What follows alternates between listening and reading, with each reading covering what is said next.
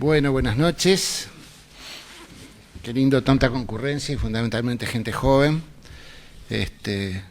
Nos gusta mucho ver que la casa del cirujano esté tan concurrida, con tantos lugares vacíos, tan pocos lugares vacíos. Hoy vamos a tener la tercera sesión científica del año. La ha organizado el capítulo de trauma de la Sociedad de Cirugía. Como se estila habitualmente, que los capítulos organizan su actividad dentro de las actividades científicas. Hoy tenemos un invitado extranjero que ahora después va a ser presentado, que es un honor para nosotros contar con el profesor Virolini acá. Le agradecemos mucho que nos acompañe. Sin duda va a ser un lindo recuerdo para todos nosotros su presencia. La Sociedad de Cirugía del Uruguay está tratando de que estas sesiones académicas con invitados sean lo más frecuentes posibles, pues sin duda cambia un poco el estilo y la dinámica de las sesiones científicas y siempre es interesante recibir aportes de gente tan prestigiosa. Como es de estilo en estos casos, le vamos a pasar la conducción de la sesión de hoy al presidente del capítulo de trauma, el doctor Fernando Machado, que lo tengo acá conmigo, y él será quien conduzca de aquí en más la sesión. Fernando. Muchas gracias, Daniel. Bienvenidos todos. Me congratulo realmente de que haya tanta gente. Y muchas gracias por estar ustedes y muchas gracias a los invitados, profesor Darío Virolini, profesor Jaime Cortés. Tenemos dos distinguidos cirujanos con nosotros, cirujanos de trauma, que van a participar, y en particular el profesor Darío Virolini nos va a brindar primero una conferencia.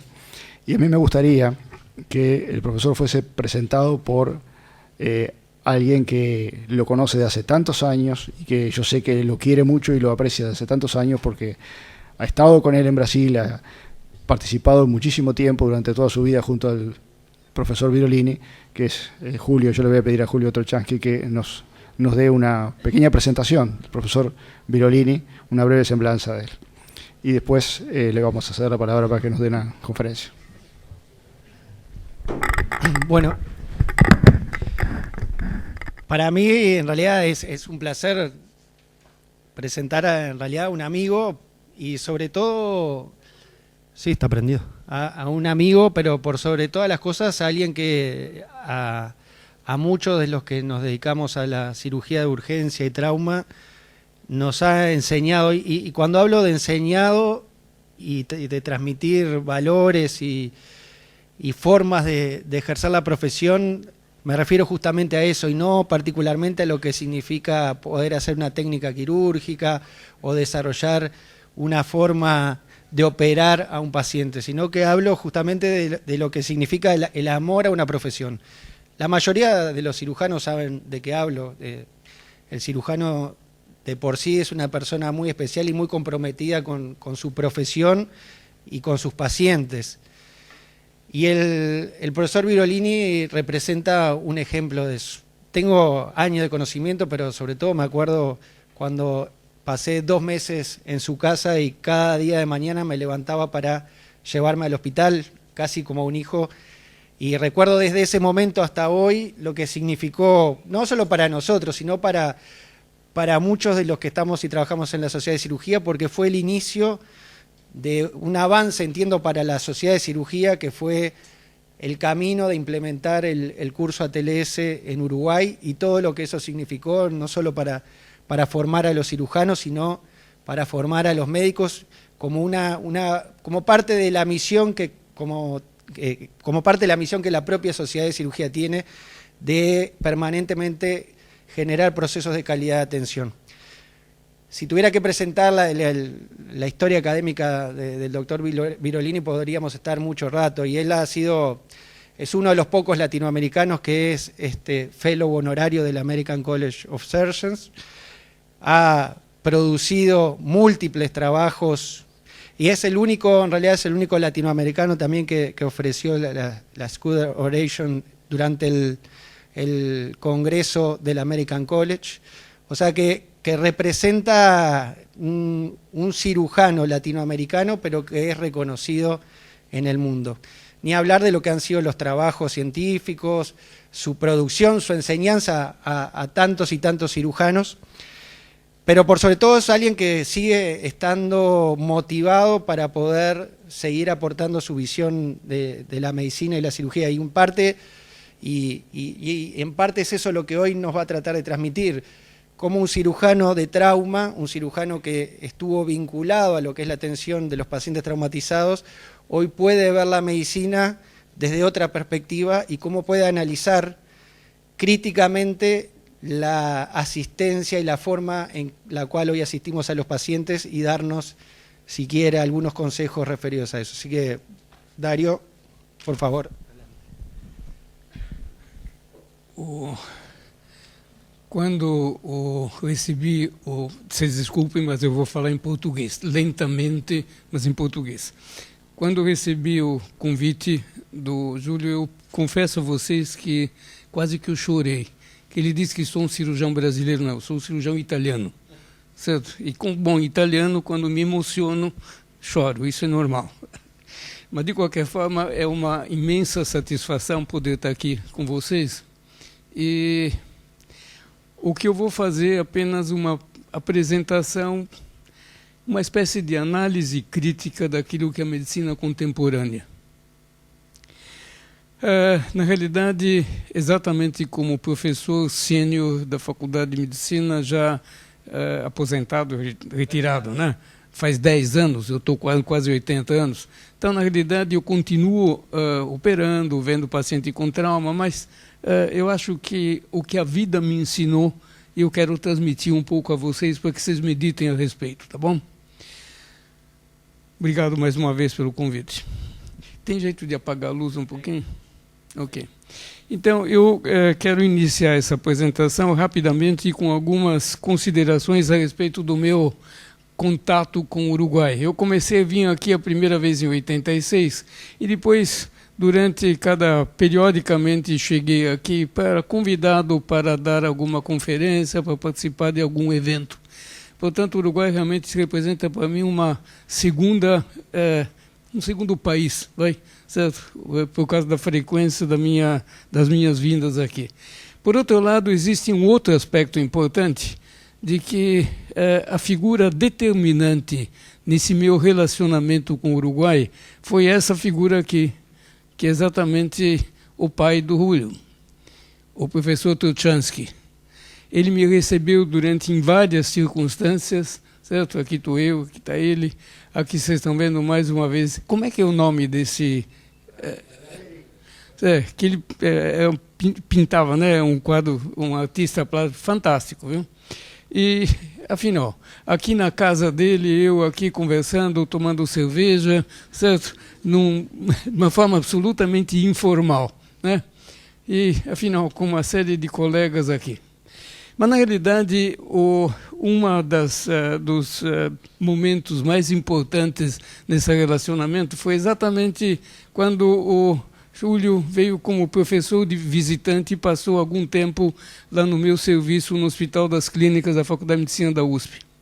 Então, na realidade, existe um vínculo de amizade e de respeito recíproco há muitos anos. E, mais uma vez, eu agradeço a oportunidade. Eu vou mostrar para vocês, vou fazer algumas considerações sobre a história e a filosofia daquilo que chama Slow Medicine. No fim, vocês vão entender por que Slow Medicine. Evidentemente, são ponderações subjetivas, provavelmente questionáveis. Se realmente alguém aqui vai dizer que eu estou ficando idoso, aposentado, a cabeça está com Alzheimer, mas tudo bem, não faz mal. Vocês pensam a respeito disso. E a respeito de alguns temas polêmicos. Mas isso não é uma conferência, mas um incentivo à meditação. Por isso que eu pus aqui o Dom Quixote, né? Que eu me sinto como Dom Quixote quando dou essas apresentações. Vou começar analisando a evolução do Homo sapiens através dos anos. Na realidade, o Darwin, em seu livro A Origem das Espécies, fala sobre a seleção natural ao longo de 300 mil anos, que vocês estão vendo aqui. E, na realidade, durante esse período, o Homo sapiens acabou criando dentro de si uma série de mecanismos de defesa exatamente para resistir a agressões de qualquer natureza. Daí o nome de seleção natural. E a resposta de luta ou fuga, ou seja, quando ele era agredido de alguma forma, ele tinha uma opção, ou ele fugia, ou ele reagia, mas tinha que se preparar fisiologicamente e anatomicamente para conseguir sobreviver. Muito bom. Com o passar dos anos, surgiram outras figuras, e essas figuras do Homo sapiens são todas da minha cabeça, certo? Então, vocês não se preocupem, não precisam ficar assustados com isso. Mas um é o Homo sapiens senex.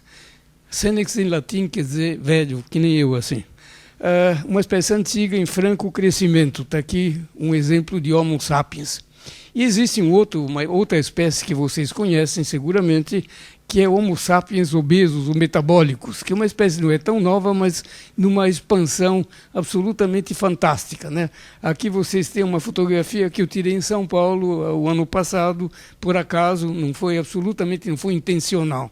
Estava passando, de repente via esses dois, falei, não, eu preciso tirar essa foto. Muito bom. E nos últimos anos existe uma nova espécie que está crescendo de uma forma astronômica, que é essa espécie aqui, certo? Uma espécie que é de jovem, que infelizmente está cada vez mais vítima de uma dupla fatídica que chama Innovation and Technology. Tudo que é novo e tecnologicamente avançado para esse Homo é algo importante. Por isso, eu chamei esse Homo sapiens. Vocês vão ver que não é sapiens, tem um outro nome daqui a pouco. Aí, aqui palavras de Einstein diz: tenho medo do dia em que a tecnologia superará o relacionamento humano. O mundo terá uma geração de idiotas. Isso ele falou há 50 ou mais anos atrás. Mais recentemente, em 2015, no Brasil, Umberto Eco, que é um escritor muito conhecido italiano, diz que no mundo de 7 bilhões de pessoas, você concorda que há muitos imbecis? Na internet, o imbecil pode opinar sobre tudo que não entende. Por isso, essa nova espécie que eu mencionei aí, com Innovation and Technology, eu, em vez de chamar de Homo sapiens, eu chamo de Homo stultus, que em latim quer dizer exatamente o contrário do sapiens. É o ignorante, o incapaz, afinal. Certo? E aí tem uma coisa muito interessante. Tem duas vertentes. Uma versão leiga, certo? Do Homo stultus nostrorum temporum, é o indivíduo ignorante e tolo do nosso tempo. E que faz o quê? Na versão leiga, uma espécie de âmbito universal que exige mudanças de características físicas, queda de cabelo, altura, peso, e assim por diante, e fisiológicas e funcionais, refluxo, prisão de ventre, colo irritado, assim por diante, através de procedimentos cirúrgicos e ou de medicamentos novos e caros, e não aceita mudar os hábitos de vida. É impressionante o número de pessoas que eu atendo hoje no consultório de clientes particulares que chegam lá porque têm gases, então querem tomar remédio, ou tem refluxo, ou tem prisão de ventre, que são, na realidade, de quanto não tem nenhuma doença atrás disso. É simplesmente fruto de maus hábitos de vida. Mas eles querem medicamentos e querem exames, certo? Então, aqui vocês têm exemplos do homo, aqui na realidade não é do homo, mas é da mulher, stultus dos dias atuais, certo? Essas são as coisas assim, importantes. Eu frequento uma academia e todo dia que eu saio do elevador para entrar na academia, na minha frente tem isso daqui que vocês estão vendo, certo? Um monte de produtos que deveriam absolutamente ser proibidos, pois não servem absolutamente para nada. Eles são vendidos como sendo importantes para ficar forte, bonito, alto. É absolutamente mentira. Aquilo que eu vejo de complicações por causa de reações adversas desses medicamentos, tem, por exemplo, hormônios. Então, homem que vem com ginecomastia. E vários outros exemplos. Por outro lado, a imprensa, aqui vocês têm, então, aplicações sobre assuntos médicos, afinal, atividades físicas, assim por diante, que são abertos para o grande público, certo? Aqui vocês vejam, por exemplo, a propaganda da vitamina D. Vejam os sinais de alerta por ausência ou falta de vitamina D. Cansaço, falta de apetite, ganho de peso, sede excessiva, náusea, nervosismo, hipertensão, raquitismo e assim por diante. Se eu começar a fazer uma pergunta aqui para vocês, quase todos têm alguma coisa desse tipo. E ninguém tem falta de vitamina D. Mas isso é divulgado na imprensa. Veja aqui os remédios para emagrecer, que foram proibidos durante algum tempo no Brasil. Então, vocês vejam aqui, antes e depois, o que é uma mentira, evidentemente. Agora, quais são os princípios ativos? Aqui vocês veem todos os produtos farmacêuticos produzidos e que, evidentemente, isso é uma forma de vender um produto. Ou então, situação como essa, parece um milagre.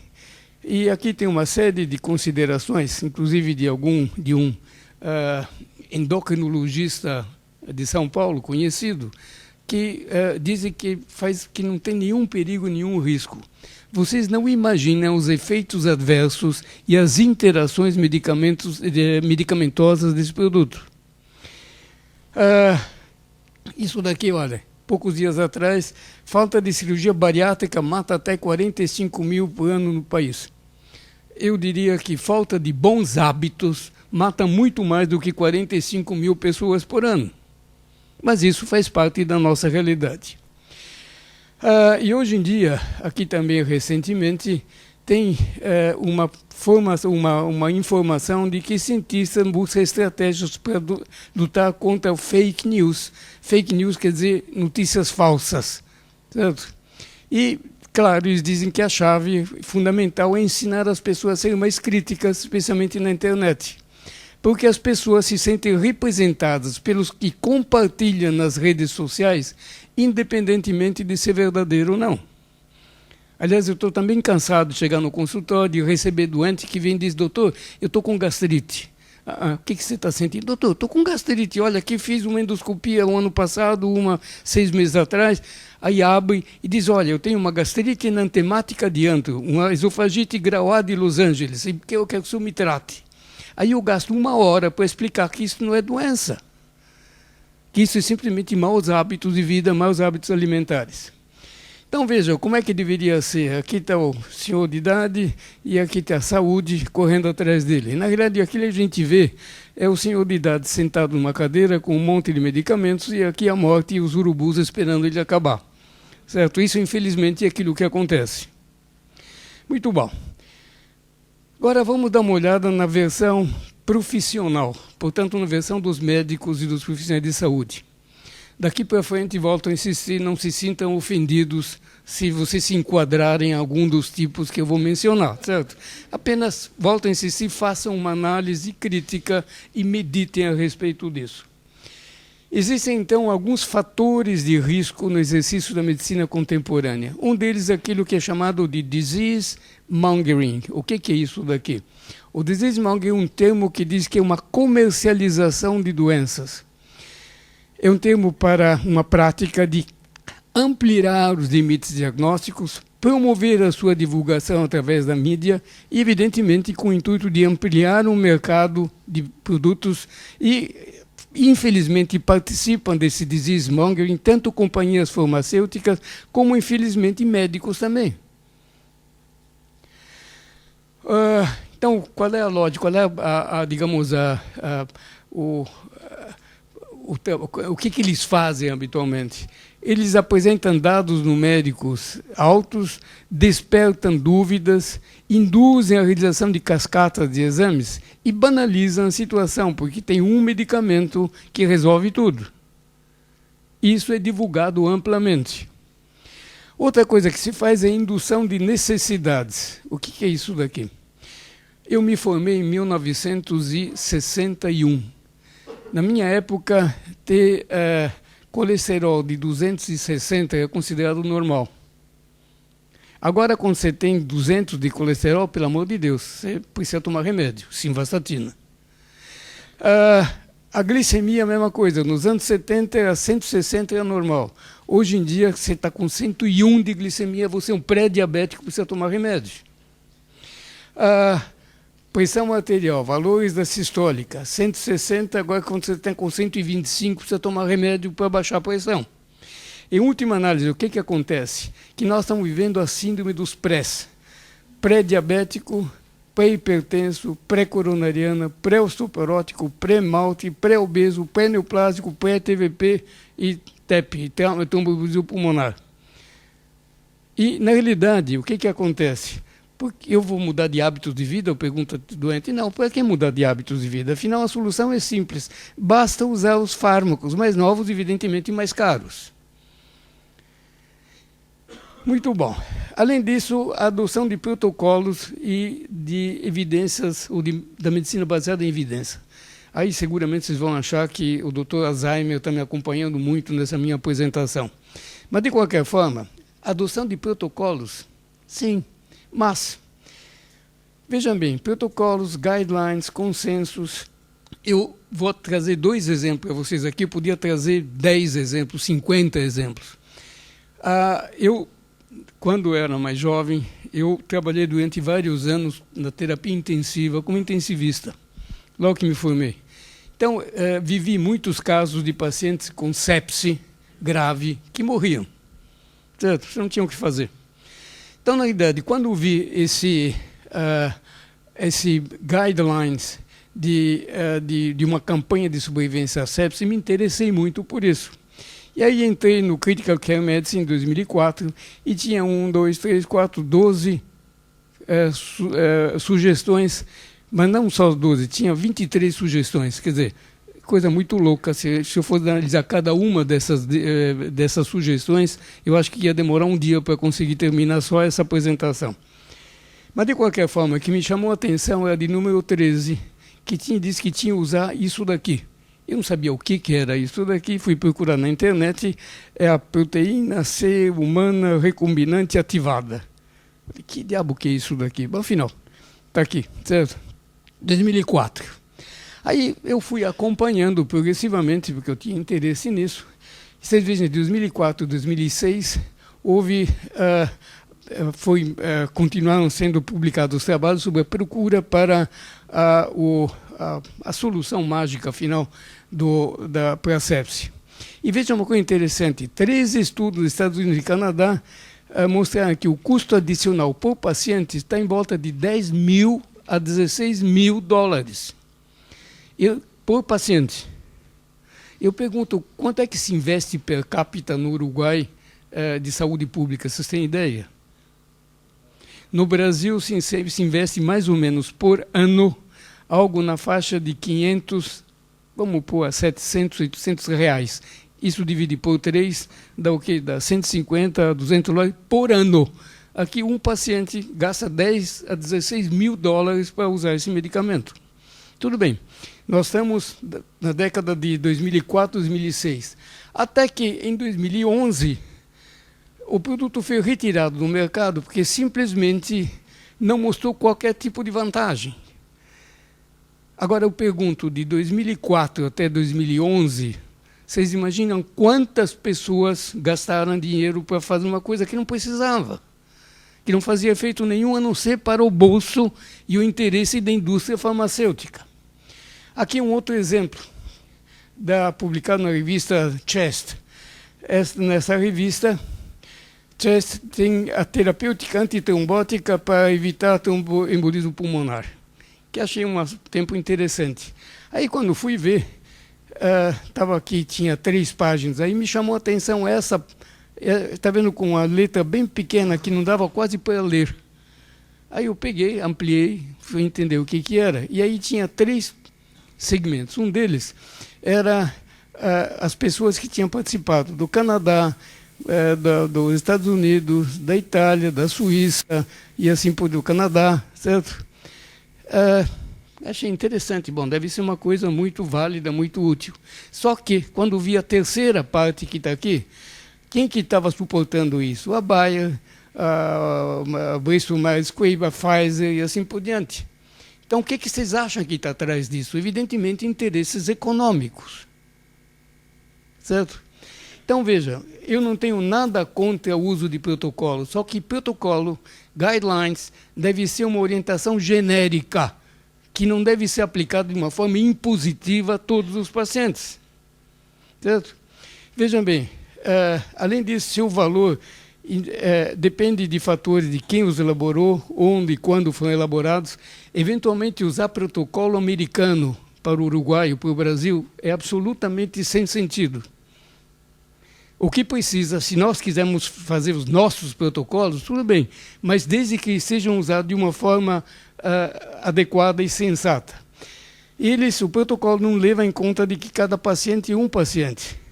E às vezes se fala que tantos pacientes morreram, mas não diz por que morreram. Evidentemente a morte pode ser decorrente de várias razões.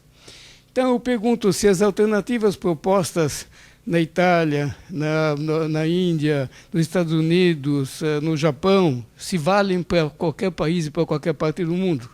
Dentro do Brasil, com certeza, na Amazônia, não dá para aplicar princípios adotados no Rio de Janeiro ou em Florianópolis. Então, veja, lembre-se que cada um de nós é um, do ponto de vista físico, psicológico, cultural, social, genomicamente e fisiologicamente. Cada vez mais, nos dias atuais, se estuda a farmacogenética, que diz que cada um de nós tem uma resposta peculiar, própria, individual ao uso de medicamentos. Então, imaginar que você usar qualquer medicamento para uma grande população é absolutamente sem sentido.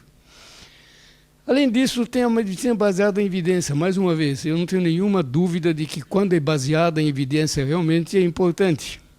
Entretanto, esse termo é atrativo, mas é enganoso. E conforme o Topol fala, é uma buzzword, ou seja, um termo que refere a uma tecnologia recente e que soa de uma forma muito atraente. Mais uma vez, não tenho nada contra, mas lembre-se que é importante dirigir, bloquear aquilo que esse Gilberto Denucci chamou não de based, mas de biased medicine, que quer dizer o quê? Biased quer dizer que mentirosa, baseada em resultados tendenciosos, que infelizmente são divulgados. Por outro lado, é importante dirigir ao grande público e aos médicos também uma contra-informação esclarecida, para não induzi-los a adotar atitudes que realmente estão equivocadas. Outro aspecto importante é a divulgação de mentiras. Eu sugiro que vocês leiam esse trabalho, publicado em 2005 pelo Ioannidis, que diz por que a maioria dos trabalhos de pesquisa publicados são falsos. Ele fala uma série de corolários, que eu não vou perder tempo aqui, mas tem o corolário número 5, que diz o seguinte, que quanto maiores forem os interesses financeiros e outros, e quanto maiores forem as repercussões negativas no campo científico para quem escreve o trabalho, menos será provável que o trabalho seja realmente verdadeiro. Quando eu li esse trabalho pela primeira vez, realmente eu fiquei meio assustado com isso. Comecei a procurar e realmente, veja, existe uma série de coisas interessantes que poucos médicos conhecem. Muitos trabalhos são patrocinados e financiados pela indústria. Vocês acabaram de ver ou vários sobre a prevenção de tromboembolia pulmonar. Por outro lado, muitas vezes, o pesquisador profissional não é um pesquisador, é um empregado muito caro. Então, por quê? Então, o que se faz? A indústria contrata um médico pesquisador, que é um jovem que quer fazer uma tese de mestrado e doutorado, tanto faz. Por outro lado, existem várias evidências do que a FDA é um dos órgãos mais corruptos dos Estados Unidos. Vocês vão achar mais uma vez que isso é fantasia da minha cabeça, mas existe uma série de evidências nesse sentido. Então, esse aqui é o pesquisador típico, né, que fica mexendo uma série de coisas para produzir interesses de natureza puramente mercadológicas. Por outro lado, existem empresas especializadas em planejar experimentos para demonstrar aquilo que você quiser. Então, tem empresas que fazem isso aqui. Da mesma forma, muitos trabalhos são escritos por aquilo que o americano chama de ghostwriter, certo? Quer dizer, portanto, é um escritor fantasma. Ele não participou do trabalho, mas ele é contratado para escrever o trabalho. E só para você ter um exemplo, vários remédios que vocês devem conhecer, como o Ziprex, o Paxil, o Neurontin, o Vioxx, o Zoloft e muitos outros, foram exemplos típicos de trabalhos escritos para promoção por ghostwriters, provavelmente os mais antigos aqui devem ter prescrito algum desse medicamento já.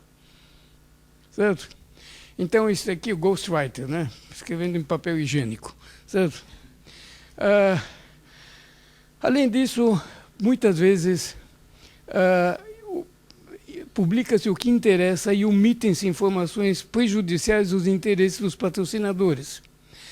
Uma prevalência cristã na ditadura do P, ou na medicina baseada em esperança. Muitas vezes o médico só lê o resumo, o abstract, porque não tem tempo de ler tudo. Tem um desafio quantitativo imenso. Só que não necessariamente o abstract reflete o verdadeiro conteúdo do trabalho. E, além disso, existem claras evidências de que os achados positivos interessantes são publicados e os negativos não são publicados. Certo? Além disso, isso aqui é um trabalho, também um outro trabalho, que mostra que, comumente, trabalhos com resultado negativo não são publicados. Frequentemente, os dados publicados são diferentes do que haviam sido apresentados e revistos pelo FDA. E, na realidade, isso levou um grupo da Universidade da Califórnia a concluir que as informações disponíveis na literatura para os profissionais de saúde são incompletas e potencialmente tendenciosas, voltadas para interesses que eu já mencionei. Esse outro trabalho mostrou que cerca de 2% dos cientistas investigados admitiam ter inventado, falsificado ou modificado dados, e mais de 34% admitem algumas práticas questionáveis na pesquisa. É uma coisa muito louca, certo? Mas, para complicar mais um pouco, existe uma outra coisa que está surgindo agora, e vocês todos que olham através da internet para se atualizarem, vocês vão ser vítimas se não prestarem atenção. O que é isso daqui? Hoje em dia, cada vez mais tem os revisores anônimos, ou seja, é o livre acesso ao trabalho da literatura. Muitas das publicações de livre acesso ganham recursos através de taxas de publicação pagas pelos próprios autores. Então, eu faço um trabalho, pode ser um trabalho absolutamente de mentira, mas quero que seja divulgado, tiro o meu dinheiro do bolso, pago e o trabalho é publicado, ou é divulgado. E vocês são as vítimas disso. Certo? Ok. Então, o resultado econômico desse trabalho está ligado ao volume de informações divulgadas pela internet. E o abuso é frequente. Esses dois trabalhos, esses dois autores, o Stone e Yasny, fizeram, esse é um trabalho de 2013, um dos colaboradores deles enviou trabalhos falsos para 304 periódicos de acesso aberto. Mais da metade aceitaram os trabalhos. Então, vocês estão vendo que é uma coisa realmente muito maluca. E vocês são as vítimas aqui, está vendo? Então, tem um monte de gente, um monte de mentira, e o médico jovem é a vítima disso. Só para vocês terem um exemplo também, que é bem mais recente, é de 2008, e, veja, é um grupo inglês e escandinavo que vai estudar 20 mil pessoas com hipertensão e 3 fatores de risco cardíaco. Metade aproximadamente recebeu uma estatina e outra metade não. Então, o que acontece? Depois de 10 anos, 100 que recebeu estatina teve eventos cardíacos e 150 no grupo que recebeu placebo. Então, ele chega à conclusão, grupo placebo 154, 100%, estatina 100, 65%. Então, eles concluem que o uso da estatina reduziu de 35% a possibilidade de um evento cardíaco. Isso faz sentido? Obviamente não, pelo amor de Deus. Isso não é estatística, isso é mentira. Certo? A estatística diz que os 100 que recebeu estatina, na realidade, um evento cardíaco ocorreu em 1,03%. E nos que receberam placebo foi de 1,54%. Em outras palavras, a redução não foi de 35%, mas de 0,56%. E depois de 10 anos em pessoas com uma série de fatores de risco, a morte pode ser decorrente de N outras razões, inclusive de hábitos de vida inadequados. Só que esse trabalho é publicado e, evidentemente, resulta na adoção da estatina. Eu estou cansado de ver pessoas de 85, 90 anos de idade tomando estatina. Qual é a lógica disso? A lógica é econômica, lógico, certo? Mais nada. Além disso, a significância estatística não necessariamente é igual à significância biológica. Da mesma forma que a significância quantitativa, uma semana mais de vida, e a qualitativa, uma semana mais de sofrimento. Eu vejo isso muito com doente com câncer. Joga uma nova droga e diz, não, essa droga está provado estatisticamente que aumenta a sua vida em 3 meses.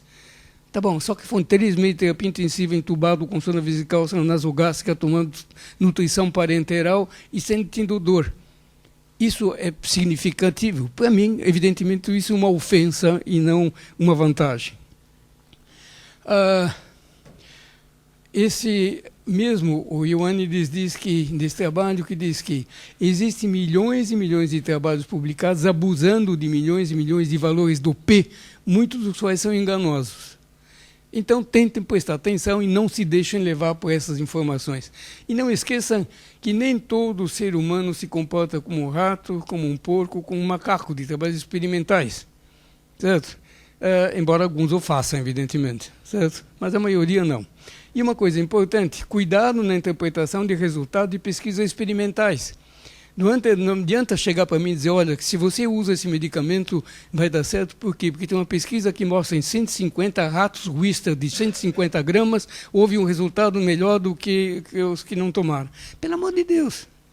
Mas isso é um trabalho publicado. E o jovem médico, frequentemente, acaba sendo vítima disso. Certo?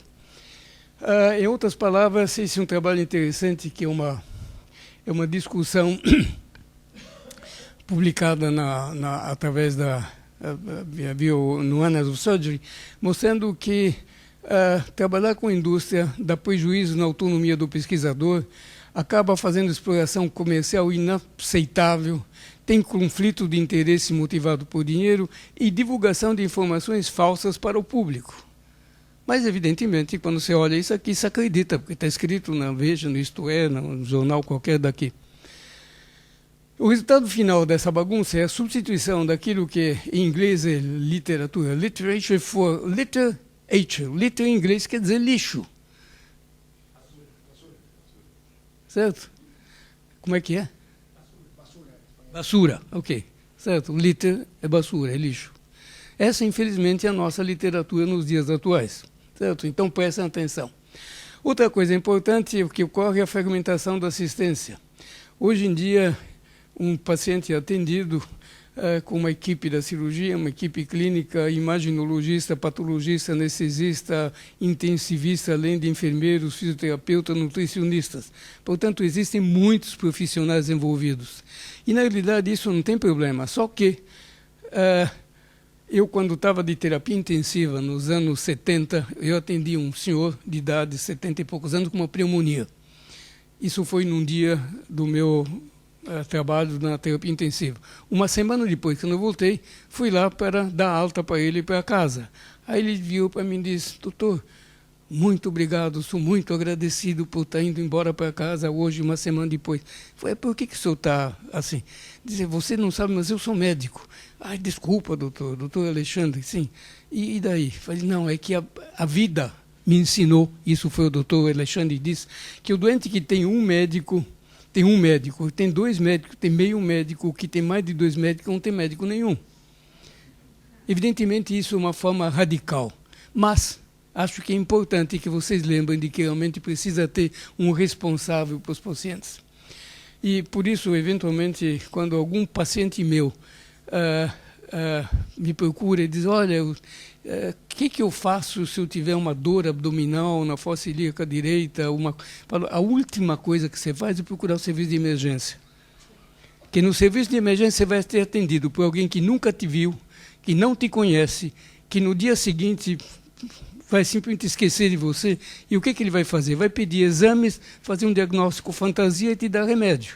Aí isso satisfaz a instituição, o próprio médico, e você fica feliz, achando que você foi bem tratado. Certo? Então, pelo amor de Deus, tomem cuidado com isso. Além disso, existe um outro problema, que nesse conjunto aqui, falta comunicação. Então, existem vários médicos que atendem particularmente um paciente de idade. Tem o cardiologista, o pneumologista, o imunologista, o geriatra, não sei o que mais. E cada um vê o paciente na ótica dele. Mas um não conversa com o outro. Então, na realidade, o resultado é que vira uma verdadeira torre de Babel, em que ninguém se entende com ninguém. E eu vou mostrar alguns exemplos disso daqui a pouco. E em decorrência dessa catástrofe surge aquilo que nos Estados Unidos chama defensive medicine, que o médico, para não virar vítima de um advogado e de um paciente meio maluco, o que ele faz? Ele exatamente pede exame e prescreve remédios. Só que isso daqui, de defensive medicine, eu chamo de offensive medicine e de expensive medicine, que na verdade se joga dinheiro fora sem nenhuma lógica, nenhuma necessidade. Por isso surgem novos alienígenas. Um deles é o Homo sapiens perverstigatio victima. O que é isso? Vítima de investigação, de exames. Certo? Então, vocês estão vendo aqui um Homo sapiens perverstigatio victima. Certo? Por outro lado, olhem que interessante. Isso aqui eu fotografei de propósito num hospital de São Paulo, a prescrição médica. Então, todo dia, estava pedindo hemograma, glicemia, sódio de potássio, cálcio, magnésio, GO, GP, gama GT. Eu pergunto, quantos de vocês viram algum caso de um sódio que modifica radicalmente de um dia para o outro? Certo? Isso é tolice, mas pede todo dia, meu Deus do céu. Isso não é mentira minha. Isso é uma fotografia. Certo? Ou então...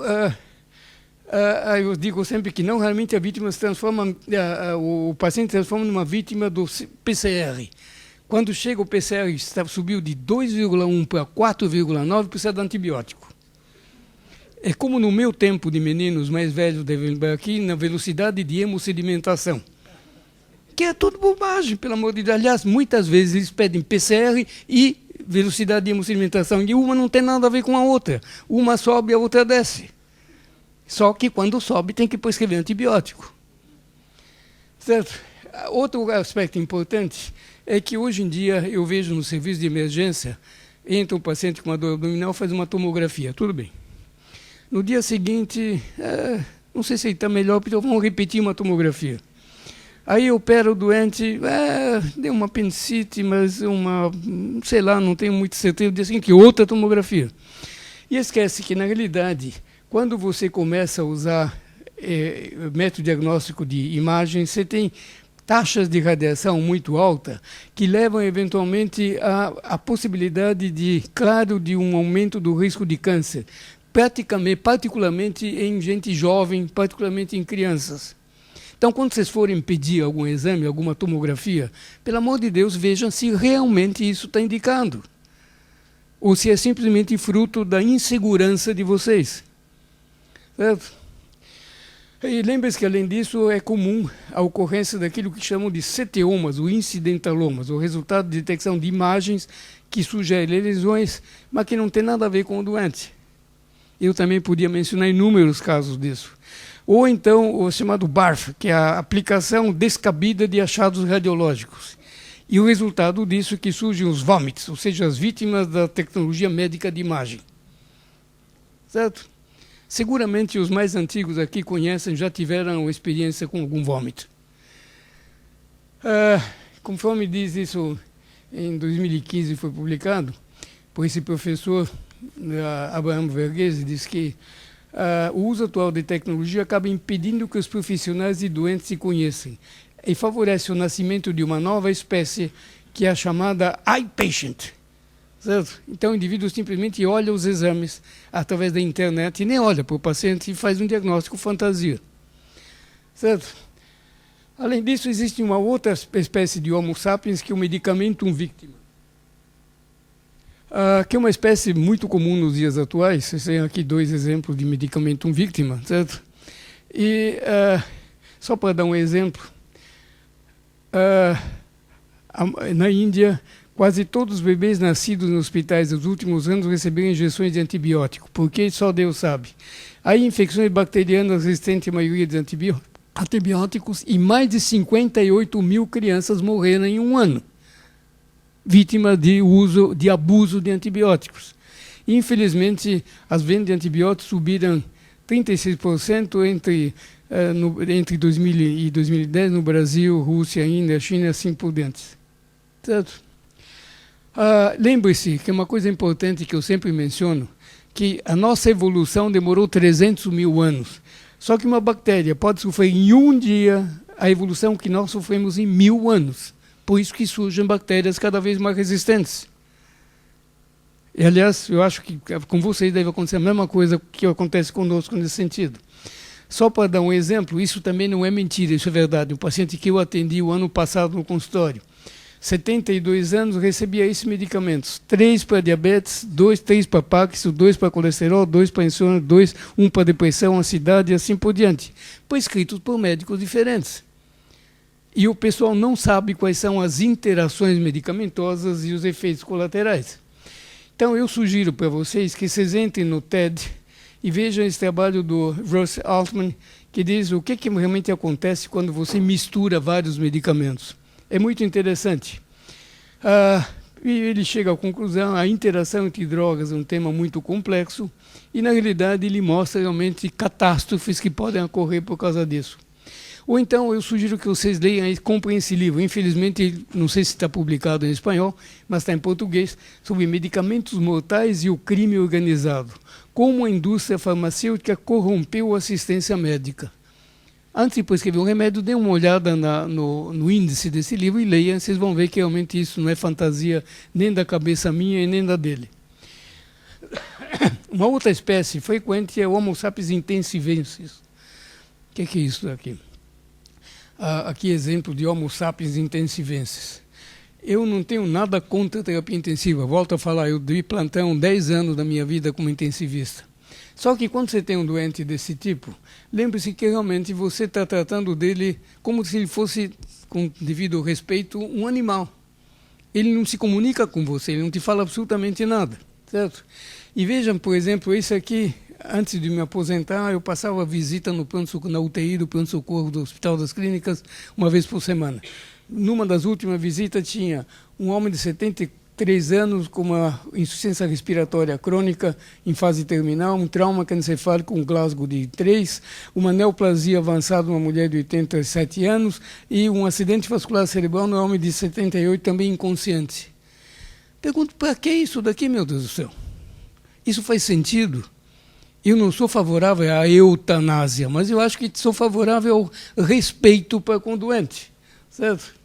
Além disso, quando vocês têm doente na UTI, existem como consequência disso aquilo que a Intensive Care Syndrome, que são então realmente consequência da internação na terapia intensiva.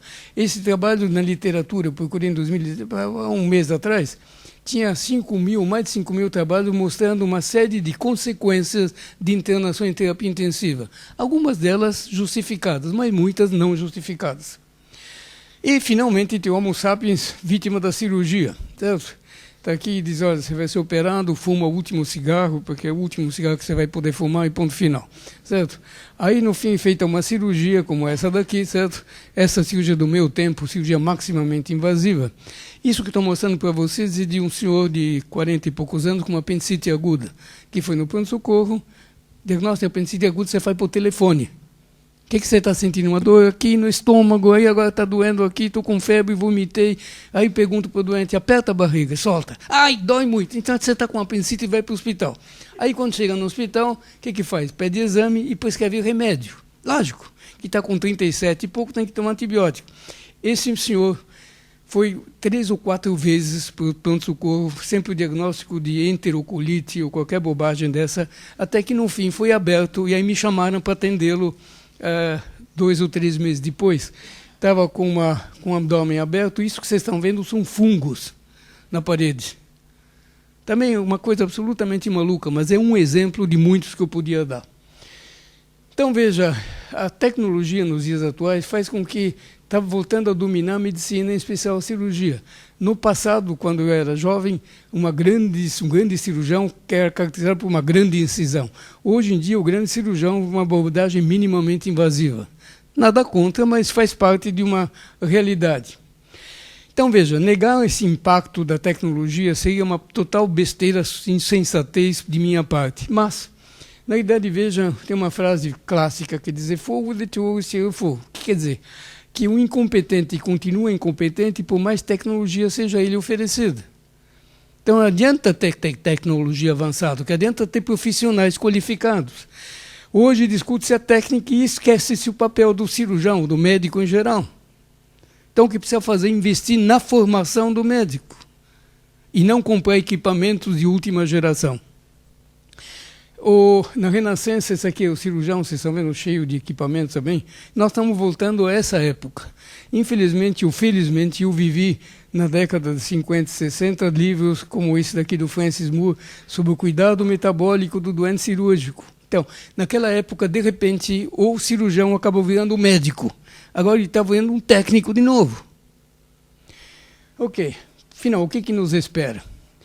Então, veja, existem vários trabalhos, infelizmente não posso entrar em detalhes porque o tempo não permite, mas de qualquer forma tem esse trabalho interessante, também publicado no TED de 2012, mostrando através dos anos a perspectiva de vida ao nascer, que foi aumentando cada vez mais, certo?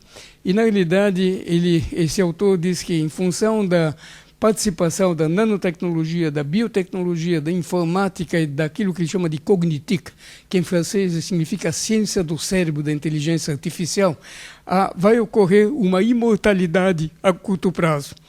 E é interessante, que obviamente isso não é verdade, mas diz aqui que nós estamos nos aproximando do momento em que os humanos e as máquinas vão se interrelacionar de uma forma tal que simplesmente o homem vai se tornar imortal. E essa é a espécie do futuro, que eu sempre digo, que o Homo Divinus, que graças aos avanços tecnológicos vai criar artificialmente seres humanos, entre aspas. Bom, vocês vão seguramente achar que, bom, afinal, você falava de slow medicine, por que você está falando isso? Simplesmente, por quê? Porque em função disso tudo está acontecendo aquilo que eu chamo de fast medicine, certo? Qualquer semelhança com fast food não é mera coincidência. O que é fast medicine? É 7 venenos, um novo é sempre melhor. Todos os exames, os tratamentos adotados são eficientes e seguros. A tecnologia resolve tudo. Fazer mais ajuda na recuperação e melhora a qualidade de vida. A identificação precoce de fazer check-up de 2 em 2 meses é melhor sempre. Fatores de risco devem ser tratados com medicamentos, pelo amor de Deus, lógico. E as emoções e o humor podem ser controlados com medicamentos também. Por essa razão, a medicina que adota o uso de fármacos para qualquer desconforto, fragmenta o atendimento entre vários especialistas, não ajuda os pacientes a tomar decisões responsáveis, apoia o conceito de que fazer mais é sempre melhor e não é orientada pela saúde do paciente, mas sim pela doença ou pela pseudo-doença que ele apresenta. E aí eu digo que essa é a espécie do homo mais comum nos dias atuais, que é aquilo que chamam homo distractus. Em latim, distracto quer dizer confuso, sem saber o que fazer, atrapalhado. Eu faço parte dessa categoria, seguramente. Então, na realidade, ele pergunta o que fazer nisso daqui. Será que existem algumas perspectivas para melhorar isso daqui? E aí eu me sinto realmente, mais uma vez, como o Dom Quixote. Em 2013, por aí, eu recebi no consultório um paciente advogado conhecido com uma série de queixas, aquelas coisas de sempre, dor do estômago, dor aqui, dor lá, bom. Aí depois de ficar uma hora com ele, falei, olha, eu sinto muito, você tem uma doença incurável e você vai morrer. Ai, doutor, você está ficando louco, o que que eu tenho? Falei, tem uma doença que eu não sei tratar. Então qual é o especialista? Eu falei, não tem especialista. Mas por quê? porque você tem uma doença chamada saúde. E eu não sei tratar a saúde. E ninguém sabe. Em que eu faço? Aí eu fiquei mais uma hora investindo para tentar mudar os hábitos de vida dele, e uns meses depois ele me deu de presente esse livro chamado Il Malato Immaginato, do Marco Bobbio. O Marco Bobbio é professor de cardiologia em Torino, no norte da Itália. E eu comecei a ler esse livro, evidentemente, como bom italiano, e aí apareciam esses os capítulos. A indução da necessidade, a pesquisa condicionada, a antecipação do diagnóstico, a criação de nova doença, assim por diante. Quando vi isso daqui, eu me entusiasmei, li, meditei, pensei a respeito disso, e na realidade eu cheguei à conclusão que o doente imaginado do Marco Bobbio é uma pessoa que tem um perfil esperado por alguns médicos pela indústria. Está mais preocupado com seu futuro do que o estado atual. Opta por tratar de doenças que provavelmente não vão afetá-lo. Tenta prolongar sua vida, mas não sabe como fazê-lo. E interpreta-se como worried well. Falei, o que é isso daqui? Roy Redwell é uma pessoa saudável, preocupada com a possibilidade de ficar doente e que passa a consultar o médico a tomar medicamentos sem que seja necessário. Em última análise, calcula-se que uma em cada 4 consultas médicas seja solicitado por um Roy Redwell.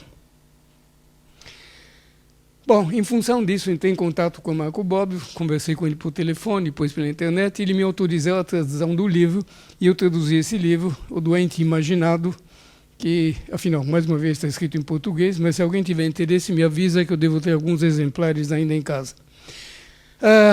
E daí, em dezembro, por ocasião do lançamento desse livro, apareceu Marco Bobbio no Brasil e falou sobre a Slow Medicine.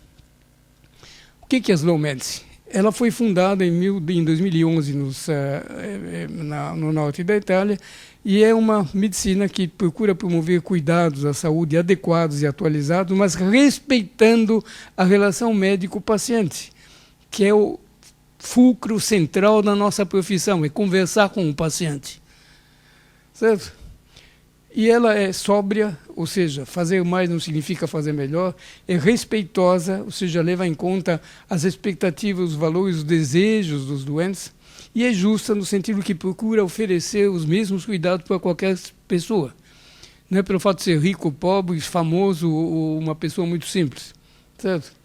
E quais são os princípios básicos da Slow Medicine? É dedicar tempo para ouvir, compreender, avaliar e oferecer suporte emocional ao paciente. Investir na individualização e não na generalização.